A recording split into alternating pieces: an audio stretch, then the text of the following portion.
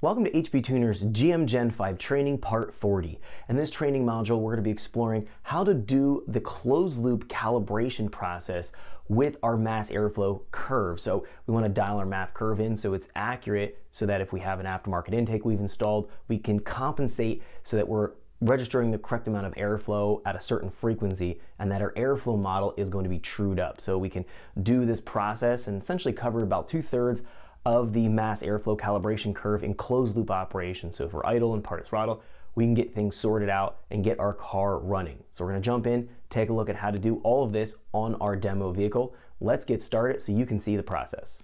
Okay, so let's get started. We're gonna be taking a look at how to dial in our mass airflow calibration curve and our closed loop tuning method in this tutorial. This tutorial will highlight potentially dialing in the first 2/3 of the MAF calibration table. Let's jump in here and take a look at where we can source our MAF calibration table quick. We'll talk about the MAF, just some basics. We'll overview what we talked about the last tutorial, just covering things very briefly here. And then we'll jump in and talk about the changes that we need to update and why we're making those changes in the calibration file. And then we'll take a look at a paired data log for the changes and the updates we're making here, so we can look at what the log data is going to show us and then how we can take that log data to be able to go in and dial the MAF curve in. Now, my vehicle has a engine cold air intake, so I have an aftermarket intake installed, and I definitely need to go through the MAF calibration process. We want to always check our work anytime we change our intake. If you have a stock airbox assembly with a stock MAF housing, everything's going to be stock. There's going to be no need to go in and actually dial in the MAF curve. It's going to be valid right out of the box from GM. They've spent the time calibrating it. It is going to be accurate. As soon as we change anything in that intake track in terms of where the MAF is located, that's going to be throwing things out the window, and we need to go in and perform a recalibration. Now, what we're going to be looking at here in this tutorial is going to be doing more fine tuning for the MAF calibration curve, getting that last maybe 10-12% of adjustment dialed down. I'm not going to have to perform a rescale. Let's talk about that real quick. So first things first, let's take a look at the file here. We're going to be opening up and finding where we can look at that MAF curve. So let's source that first here. I'm going to go up into the engine tab right now and go from general here over into our airflow tab. And then under airflow in our general tab, we're going to have this MAF calibration. We have two different tables that we have to be able to work with here: airflow versus frequency and airflow to versus frequency. Now, on our V8 applications, we only have one mass airflow sensor, so we're just sourcing this airflow frequency right here. This is the primary table that we're going to be working with.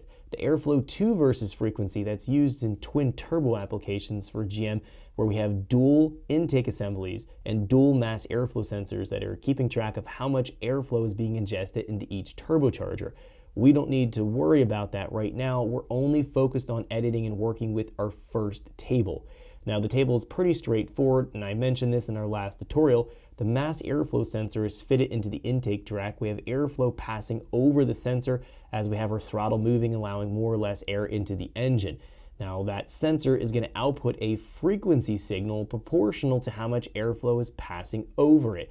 That frequency is sent back into our engine control module, and that's what's going to be fed into our table here directly. So these values are going to be in hertz or frequency. This is the signal out of the mass airflow sensor.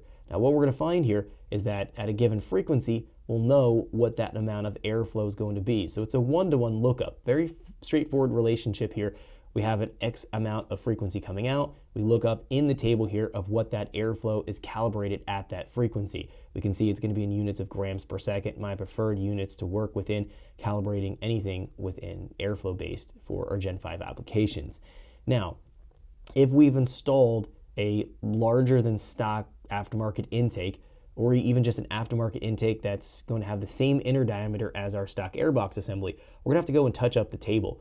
Now, if we have a situation where we have, let's say, something that's a 1/2 inch larger in diameter around the MAF housing, we need to perform a rescale before we even fire up our engine. What we're going to find is at the same frequency with a larger diameter intake, we're going to have a completely different amount of airflow that needs to be registered there, and that's where we need to perform a rescale. We talked about that in our previous tutorial. Let's jump into our Excel spreadsheet calculator and quickly talk about how to work with this. So if you're putting on an aftermarket intake, always measure the inner diameter of your factory airbox intake assembly, specifically where the mass airflow is going to be located.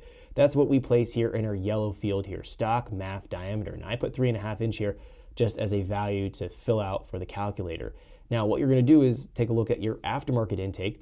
You're going to be measuring the inner diameter of the intake tube where your MAF is going to be located in the MAF housing. So you'll have your stock value, you'll have your aftermarket value. Now in the yellow here, that's going to be what you copy from your factory MAF. Thanks for checking out our teaser clip. If you want to see the rest of this video and more than 500 hours of current EFI training we have to offer, make sure you click right here. If you want to go and check out more teaser clips from this training course, click here, and you don't want to miss any of the videos we're going to be releasing on this channel, so make sure you subscribe and click here.